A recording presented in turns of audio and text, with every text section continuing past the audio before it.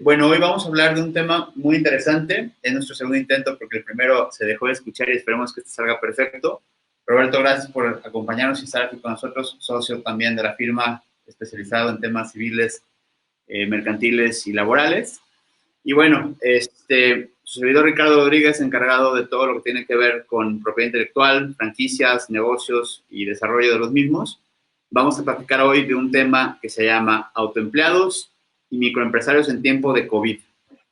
Y con esto vamos a hablar de 10 cosas que aún estamos a tiempo de hacer, y que la intención es poderles apoyar en estos proyectos que ustedes tienen para poder hacer que este periodo de crisis pueda ser un periodo que puedan ustedes sobrevivir, que puedan pasar, que puedan esquivar de mejor forma. Y tenemos 10 consejos de cosas que realmente son importantes para ustedes, que deben de implementar, y esperamos que de verdad cada uno de estos consejos les sirvan.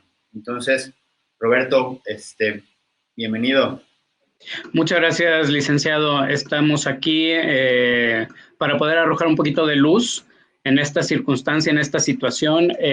Aprovecho para recordarle a las personas que ya nos conocen, a las que ya nos han estado siguiendo desde por lo menos las últimas 4 semanas, en la página, en el timeline, en el streamline, pueden encontrar documentos que van a complementar muy bien lo que van a escuchar aquí, documentos que publicamos desde hace por lo menos 3 semanas, 4 semanas, que para los que los han estado siguiendo hemos recibido esa retroalimentación que les ha servido mucho para su planeación, y esta transmisión de hoy es un esfuerzo más por poner herramientas a disposición de la gente y también para decirles que no vamos tarde, que aunque esto inició hace 4 semanas, se va a prolongar y no van tarde para implementar medidas si no lo han hecho, o para complementarlas o modificar su plan en caso de que ya hayan implementado algunas medidas.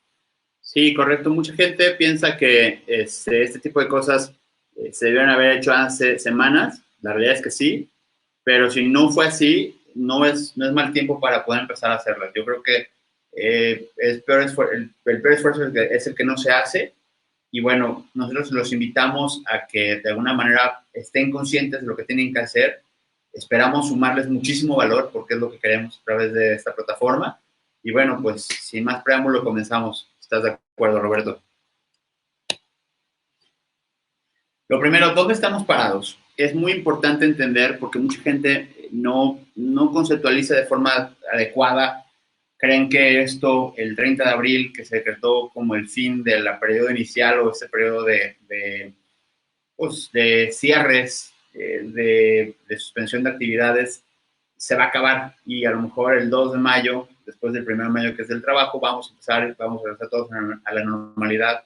Y creo que no hay nada más alejado que eso. La realidad es que estamos apenas empezando la curva, apenas estamos empezando los casos, la intensificación de los casos, y creo que tenemos que estar muy conscientes respecto a este tema porque se nos viene el gran tsunami, se nos viene algo que nunca hemos visto, es algo que algunos comparan similar a lo que es la Segunda Guerra Mundial en términos económicos, y bueno, pues hay que estar preparados para esto.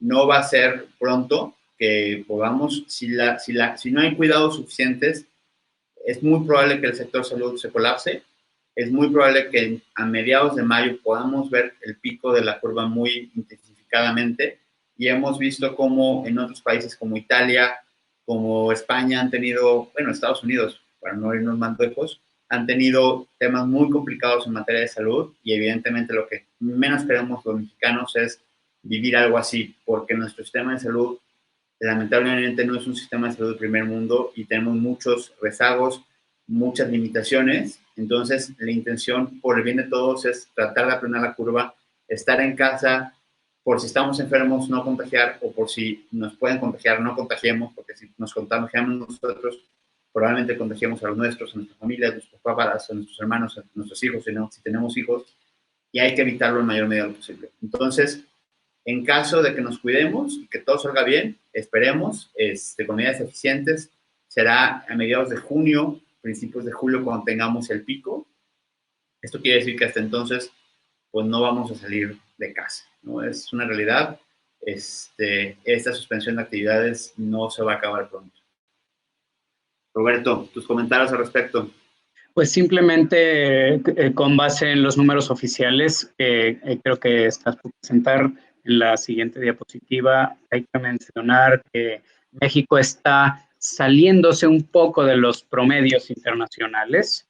Ya con los números del día de ayer nos estamos colocando en 27% de casos que llegan a hospitalización, es decir, de los contagiados, 27% de casos llegan a hospitalización. El promedio mundial estaba en 20%, y respecto de las incluso fallecimientos, el índice de letalidad está ligeramente por encima del 5% para México, que también está arriba del promedio mundial, con lo cual, si en general se tiene que tomar esta pandemia en serio, en México de forma particular, con base en los números oficiales, tenemos que ser particularmente prudentes. Y también hay que decir que el gobierno ha tenido cierto cuidado en clasificar como neumonía típica más de alguna de las posibles casos de COVID. Entonces, bueno, no estamos seguros porque no nos consta, pero creemos que puede haber cierto maquillaje en las cifras. Esperemos esto no sea así, pero bueno, fuentes internacionales han dicho que no confían en los números alegres de la Secretaría de Salud y bueno, no hay mucho que decir al respecto. Respecto a lo anterior, los optimistas dicen que para junio podríamos ver una recuperación. Los pesimistas dicen que en agosto podamos tener una reactivación de la economía, pero la verdad es que nadie sabe, ¿no? Esto nos puede llevar muchos, muchos meses. Con todo esto que queremos hacer, que sepan que ese tema de la falta de liquidez, de la falta de movimiento, va a durar bastante tiempo. Entonces, tengamos la conciencia que esto no se acaba en mayo, esto va a durar mucho más tiempo y estemos preparados en la parte anímica, en la parte emocional, en la parte económica. Realmente tenemos que ser muy fuertes en este momento. Y bueno, por último, la verdad es que no tenemos la fuente de esta gráfica, seguramente debe ser un estudio de una fuente importante, pero bueno, son algunos índices que nos predicen cuándo podríamos estar terminando de lockdown o la suspensión de actividades, que puede ser la tercera semana de julio. Les digo, como estos pronósticos hay muchos, y todos rondan entre la tercera semana de junio y algunos, por ejemplo, el gobierno de Estados Unidos dice que ellos no prevén que haya una reanudación de actividades hasta prácticamente agosto. Entonces, debemos ser mucho más cuidadosos en ese aspecto. Y bueno, actualmente tenemos 2.785 casos confirmados al día de ayer a las 7 de la noche. Como ven, Roberto, si te fijas, la curva va en un ascendente mucho más vertical que al principio, lo que es muy parecido a lo que ha pasado en otros países, y de verdad en este momento, a partir de ese momento, no va a estabilizarse, va a irse para arriba. Entonces vamos a pasar, probablemente hoy nos van a anunciar que vamos a estar cercanos a los 4,000 casos, vamos a empezar a ver que se están duplicando los casos casi por día. Entonces, bueno, pues esperemos estemos, pues tengamos suerte en ese sentido, pero lo que indica, cuando menos los parámetros internacionales, es que esto va vertiginosamente de forma vertical. Sí, aquí quizás sí conviene hacer la precisión de que a nivel generalizado en México comenzaron las medidas de contención el 23 de marzo, ya de forma drástica el 30 de marzo, con el decreto general de suspensión, el acuerdo general de suspensión, con lo cual estamos iniciando las medidas de mitigación. Esta gráfica sí nos indica el paso en el que vamos y sabremos realmente el estado en el que se encuentra México entre 1 y 2 semanas para ver en qué medida han funcionado estas medidas de mitigación, hasta qué grado han funcionado. Es pronto aún para saberlo, sin embargo, las gráficas y los números oficiales ahí están, son los que hay, son los que tenemos, son los que tenemos que utilizar para guiarnos. Correcto. Pues bueno, pasamos ahora sí a lo que tiene que ver con 10 cosas que están, que tenemos que hacer o que podemos todavía hacer para autoempleados y microempresarios. Evidentemente, si alguien no es empleado o microempresario, también estoy seguro que los 10 consejos les vienen, ahora sí que como dice nuestro presidente, como anillo al dedo. Y de verdad tenemos que ser muy conscientes en esta etapa, poder de alguna manera prever lo que viene y estar, pues ahora sí que muy seguros de las acciones que vamos a tomar para poder prevalecer, para salir bien librados de esta crisis. Es algo que no habíamos visto antes. Se nos viene un gran tsunami económico y no nomás por el COVID. El COVID es solamente la cereza del pastel. Tenemos el tema del petróleo, que la devaluación del petróleo en este año ha sido escandalosa por la pelea que tienen un poquito ahí entre Rusia y los países árabes. Tenemos también que venimos de una recesión. El año pasado fue muy complicado para México. Tenemos también que Estados Unidos lo está pasando muy mal con el tema del COVID y evidentemente todo lo que tiene que ver con remesas, todo lo que tiene que ver con turismo, todo lo que tiene que ver con exportaciones se va a complicar muchísimo. Y aparte, también en el momento que China cierra primero, pues todo lo que tiene que ver con productos que vienen de China y de otras partes del mundo, como Italia, España, Francia, se empieza a colapsar. Entonces, todo lo que tiene que ver con producción, industria, si alguien se dedica a esto, lo va a estar viendo en carne propia, los insumos están muy, muy limitados. Entonces, si suman esto y lo meten en una licuadora, pues imagínense el tamaño del tema que se nos viene. Y aparte, el peso perdió de estar de 18.90 a 25, casi 26 pesos en un mes.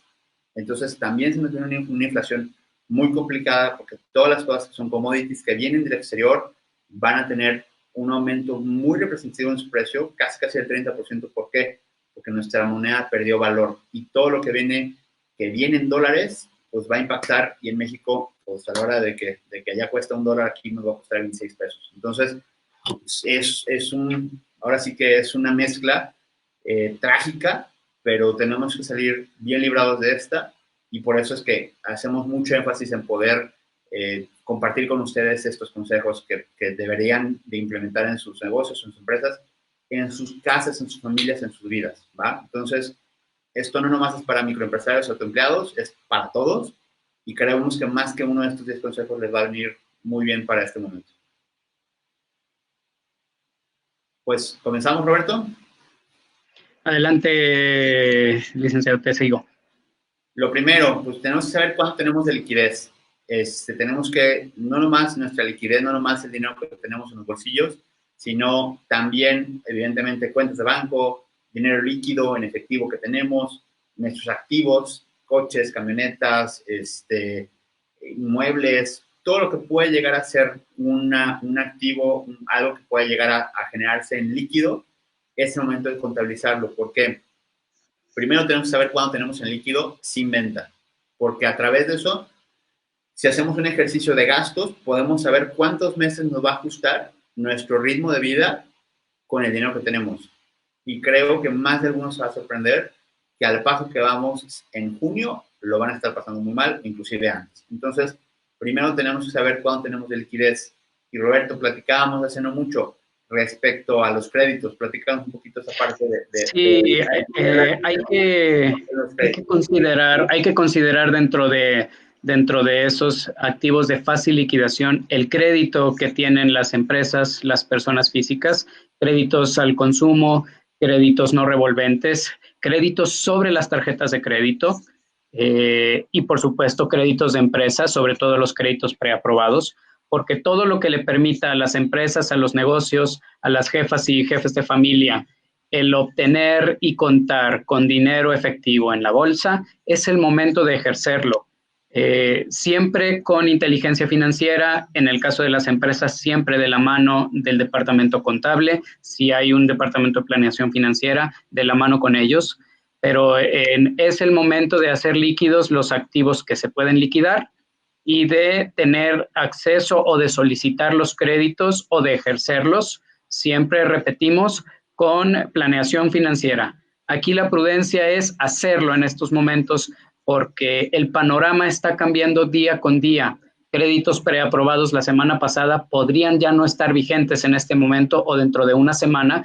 Entonces, conviene desde este momento, y no podemos cansarnos de decirlo, con prudencia y con la planeación de la mano del departamento contable, ejercer ya esos créditos y tener a la mano también nuestro conteo de activos fijos, de activos variables, inclusive de herramientas de trabajo no esenciales. El licenciado lo comentaba, los vehículos de pronto son de fácil liquidación porque se pueden obtener créditos con garantía bancaria sobre ellos.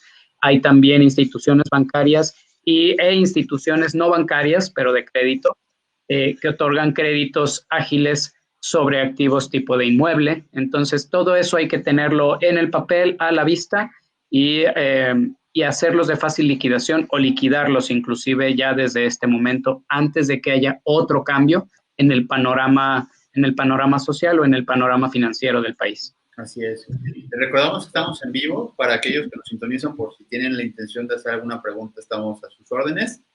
Y bueno, lo primero tiene que ver cuánto liquidez tengo para saber cuánto alcanzo a sobrevivir, cuánto tiempo me ajusta con lo que tengo y con el ritmo de vida que tengo. Y justamente ligado a ese tema, viene nuestro segundo tema, que es delimitar lo que es necesario y lo que no es necesario, y lo que es renegociable y lo que no es renegociable. Primero, lo que es necesario y lo que no es necesario. Hay muchos gastos que tenemos, muchas inversiones que hemos realizado que en este momento no son lo más importante. Entonces, si podemos limitarlos, si podemos cortarlos, si podemos de alguna forma tratar de renegociarlos, hagámoslo. Y eso incluye, lamentablemente, también cosas personales, cosas de negocio. En este momento podamos cortar lo que más se pueda respecto a liquidez para poder reservar y poder tener para un punto más largo de esta estancia el dinero que necesitemos, ¿no? Y en efecto, lo que tiene que ver con lo renegociable, rentas. Por ejemplo, si hay muchos restaurantes que han podido renegociar sus rentas, pagar una cantidad mínima porque es evidente que no están vendiendo nada.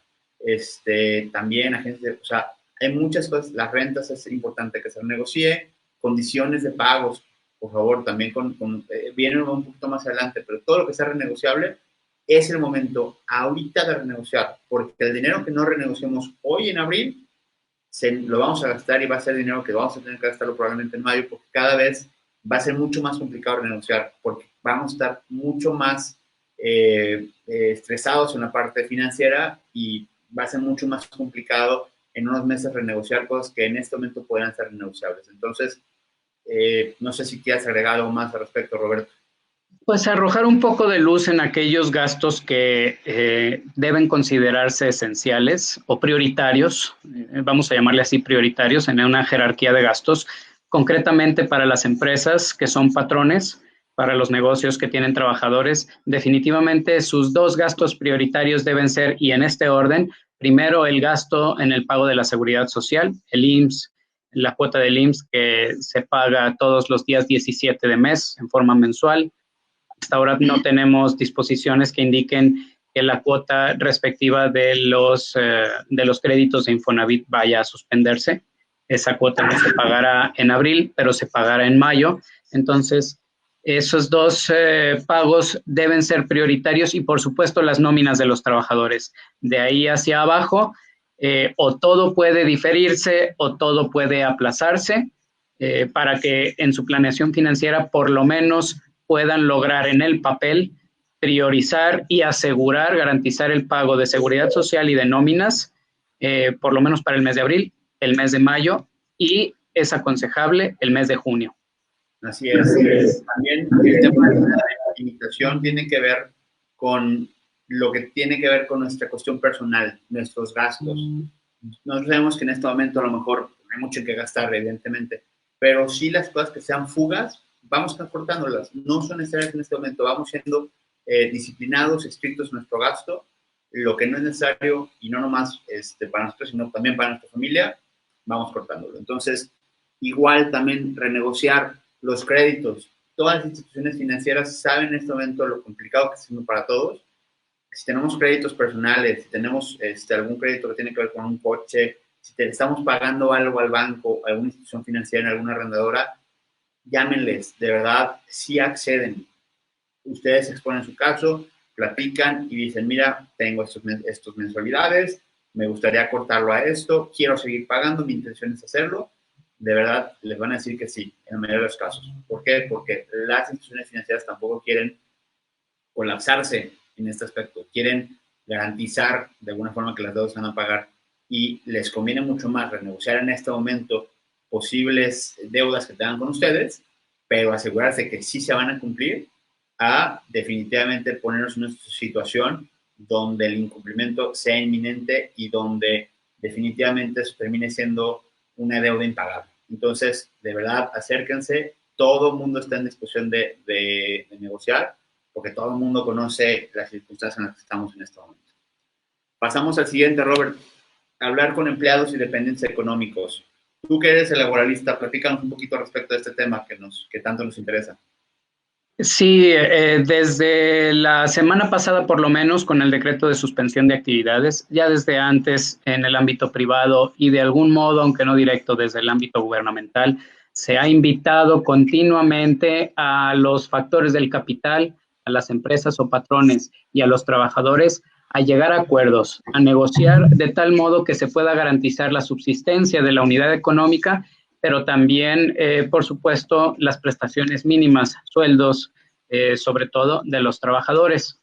La negociación, la conversación es básica, porque en la medida en que permee desde el vértice hasta la base, desde la punta de la empresa, el patrón o los directores, sus gerentes, subgerentes y por supuesto los trabajadores, el conocimiento y la conciencia de lo que se está viviendo por una parte y de lo que se viene por la otra, todos estarán dispuestos o la mayoría estará dispuesto y accesible a poner de su parte.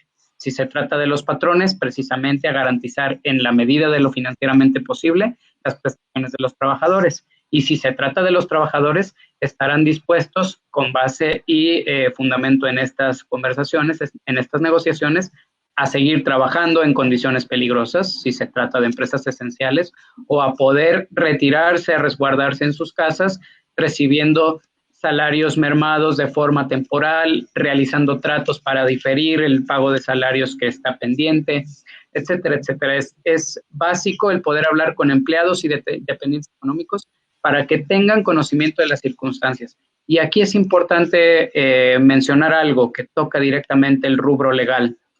Cualquier trato, cualquier convenio para seguridad de los trabajadores, pero también para seguridad de los patrones, hay que ponerlo por escrito.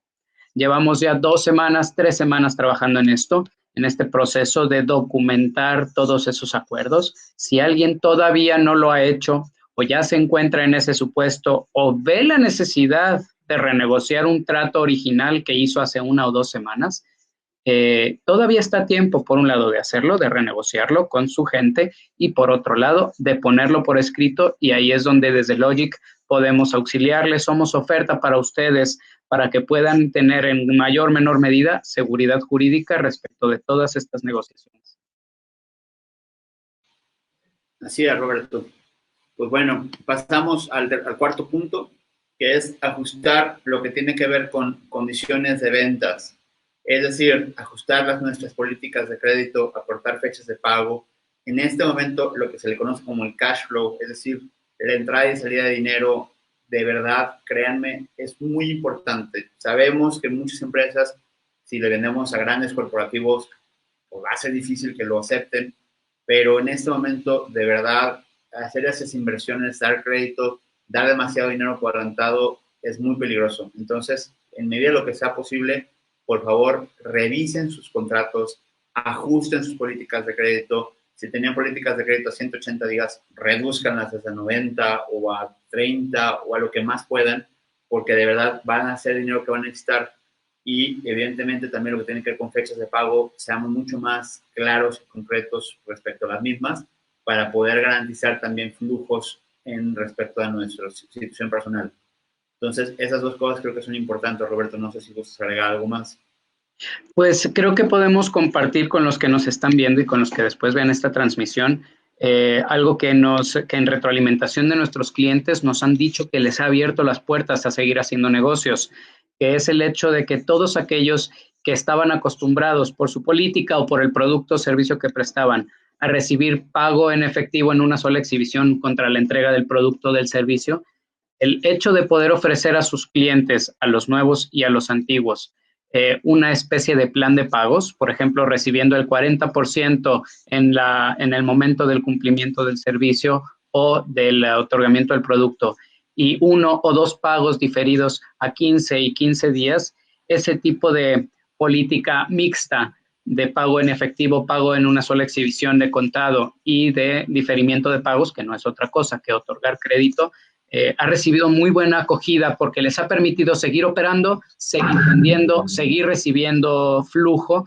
y a la vez le ha permitido a sus clientes el sentirse cuidados, acogidos, comprendidos y no ha frenado o ha permitido que se ralentice menos lo que tiene que ver con el número de transacciones de esos clientes que han implementado esa medida.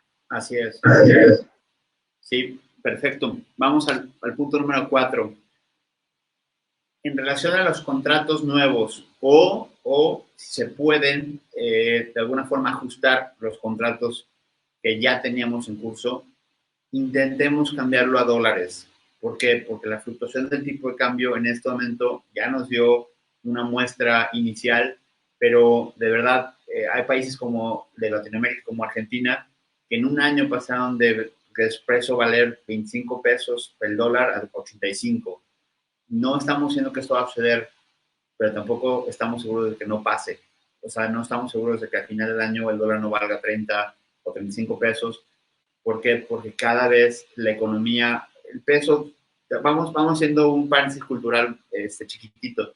El peso es una moneda que se sostenía por los intereses que pagamos. México paga intereses altísimos y con eso se vuelve atractivo para inversionistas porque si ponen su dinero aquí, les da un 24% anual en comparación o un 18% anual en comparación de otros créditos de otros países que les ofrecen el 6 o el 7. Entonces, eso era, bueno, era de alguna forma interesante para muchos inversionistas, pero después del aeropuerto, después de lo que pasó en Mexicali con las plantas, después de ver la volatilidad que hay mucho dinero que está saliendo del país.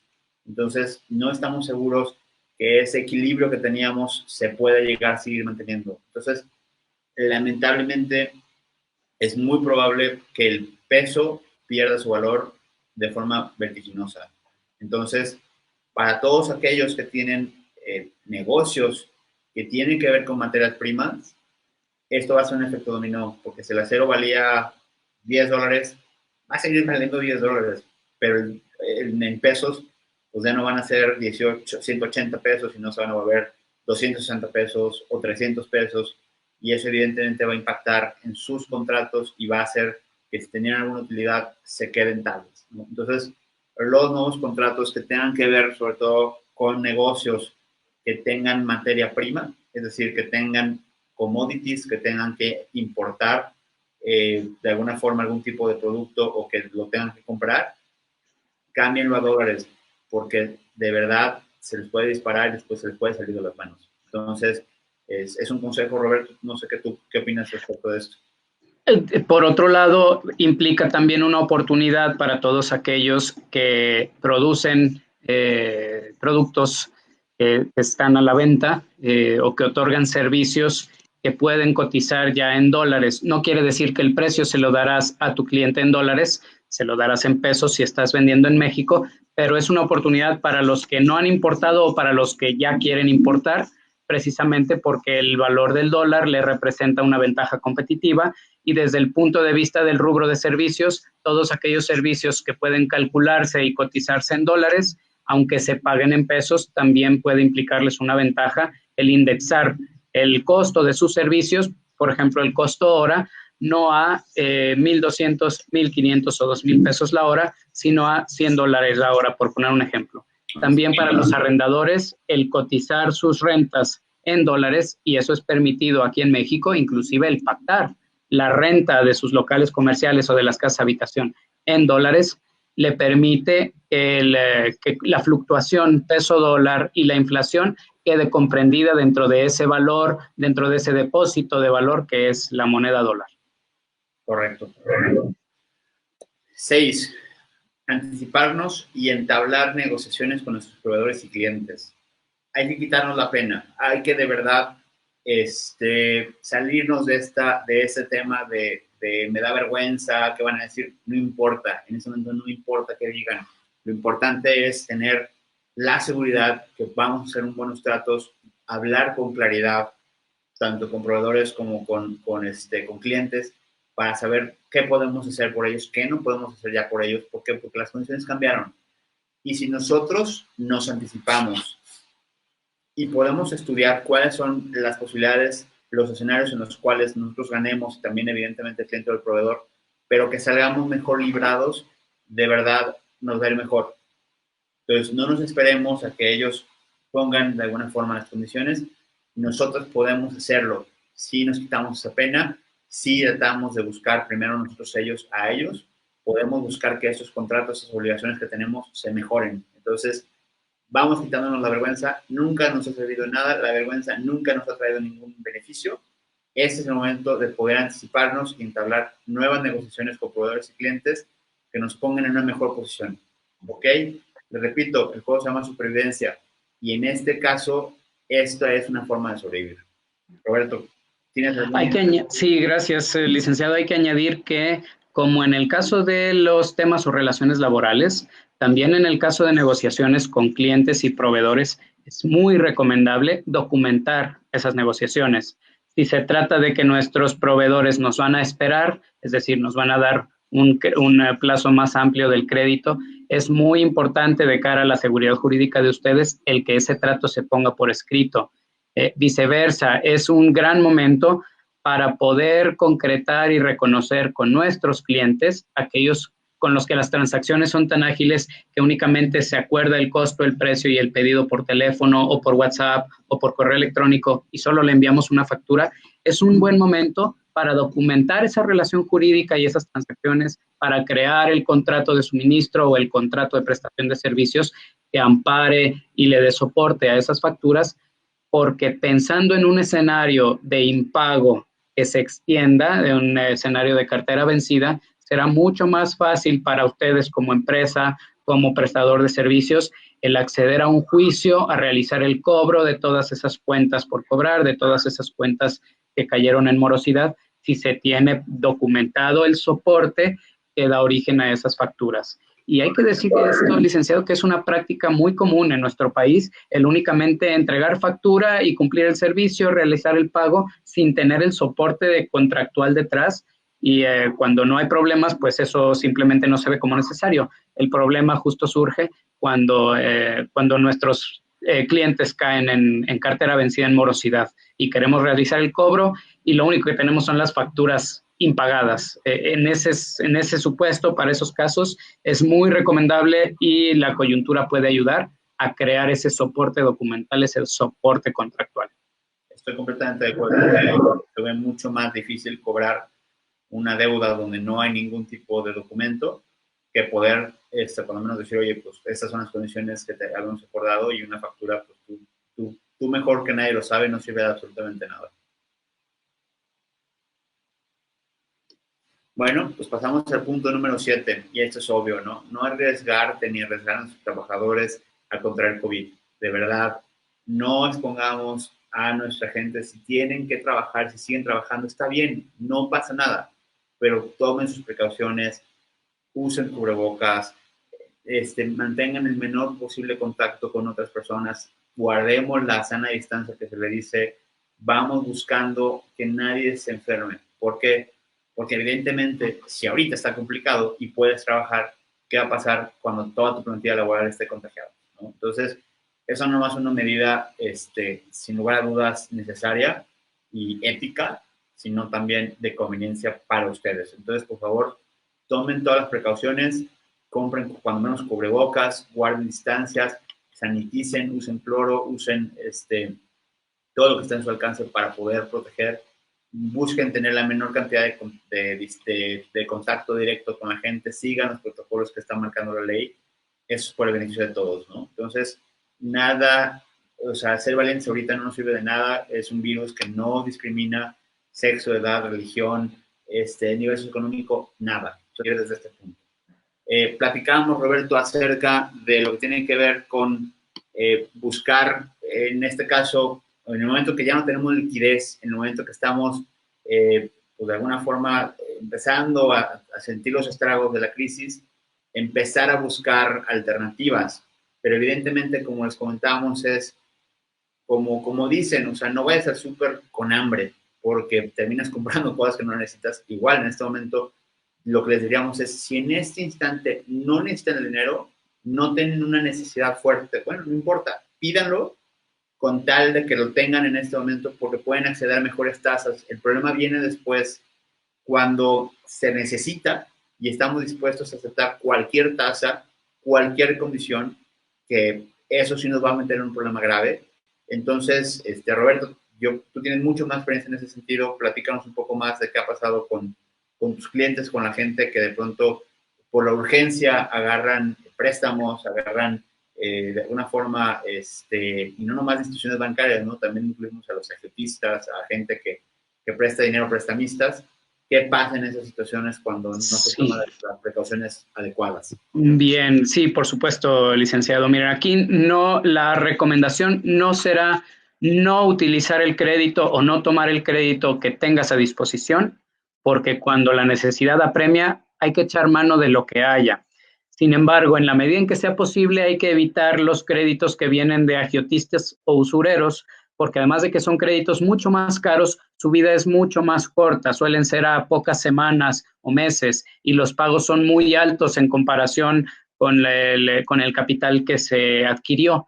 Hay que preferir de entre los créditos posibles, si se tiene la opción, aquellos créditos de instituciones formales, instituciones bancarias o instituciones de crédito como cooperativas o SOFOMES. Hay también alternativas muy, muy, muy buenas, muy atractivas de empresas fintech que otorgan los créditos peer-to-peer a través de Internet.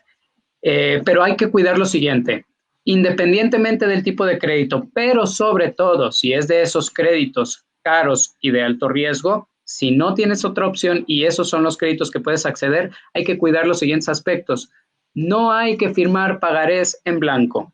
Típicamente los créditos usureros o usurarios se documentan con pagarés en blanco, ni siquiera con un contrato. Entonces, no hay que firmar pagarés en blanco en la medida de lo posible que el documento que firmes describa perfectamente la cantidad de dinero que estás recibiendo, la tabla de amortización que tienes que pagar y, por supuesto, que se te entregue un original de un contrato o, en su caso, una copia del pagaré que estás firmando, pero no firmar pagarés en blanco. Y lo segundo, igual de importante, porque la mayoría de los casos que nos llegan para defensa de estos créditos son de personas que sí pagaron sus créditos, no obstante ser créditos caros, los pagaron en tiempo y forma a través de, por ejemplo, depósitos directamente en un cajero automático o en OXXO a una tarjeta de débito. Sin embargo, no guardaron sus recibos y, por supuesto, no se preocuparon de obtener el finiquito de su crédito o de recuperar el pagaré. Entonces, es básico que si accedemos a créditos no formales, es decir, de la banca no formal, en la que los pagos siempre se hacen directamente o en cajero o en una ventanilla bancaria, en estos casos hay que guardar todos los recibos parciales de los pagos que se hagan y cuando hayamos pagado, hay que adquirir el recibo, el finiquito de esos créditos o el convenio de terminación o la devolución y rotura del documento en que se hizo constar el crédito, si es que fue un pagaré. Esos son aspectos que hay que cuidar. De preferencia, no acceder a un crédito usurario. Si no hay opción, cuidar que el crédito esté bien documentado, no realizar firmas en blanco, realizar los pagos y guardar los recibos. Y una vez que he terminado de pagar, obtener mi convenio del finiquito del contrato, el convenio de terminación o inclusive el documento pagaré y romperlo o cruzarlo con la leyenda pagado y la firma del deudor.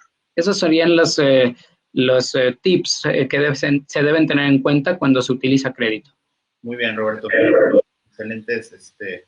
Creo que esos tips de la parte legal son necesarios para la gente que va a recurrir a una instancia de esta naturaleza.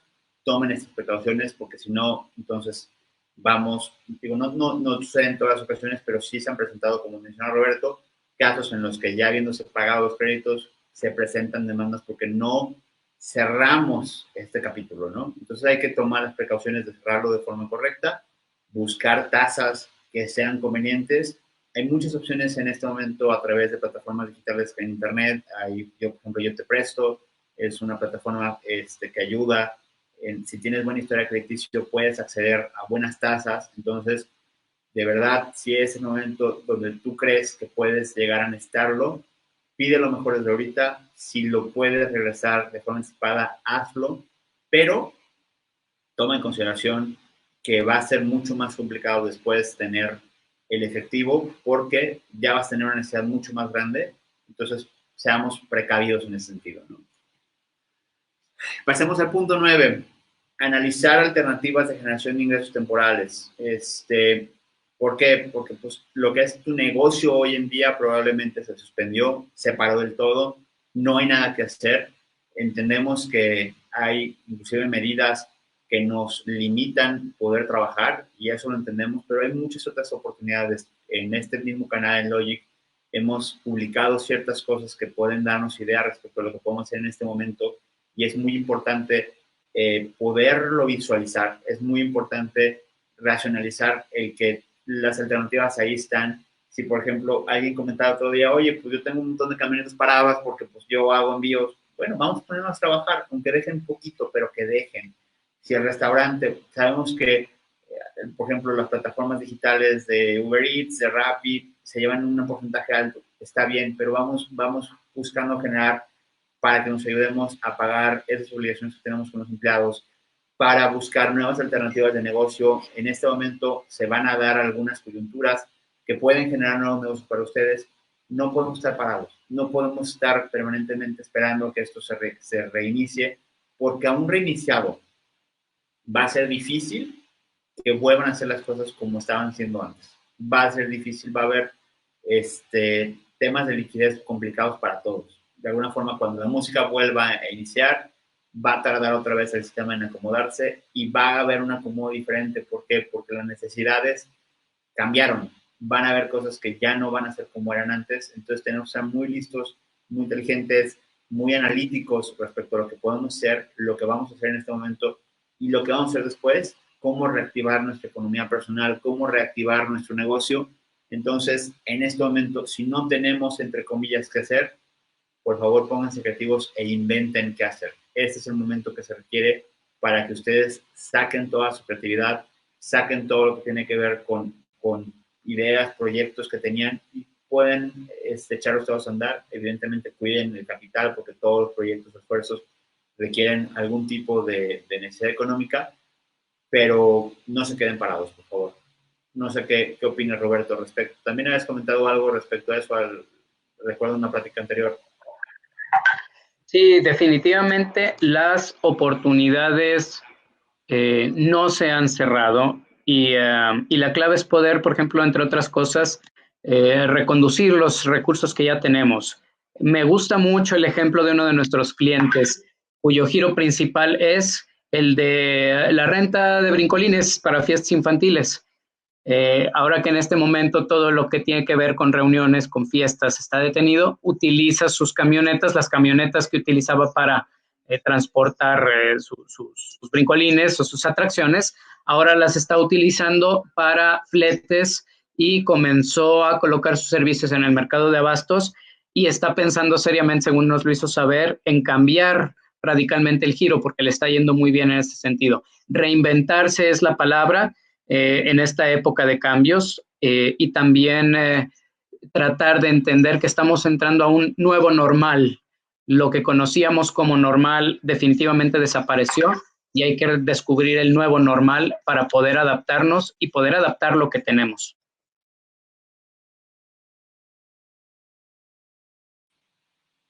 Así es, también vale la pena comentar que hay mucha gente que se ha detenido o que no ha buscado la digitalización.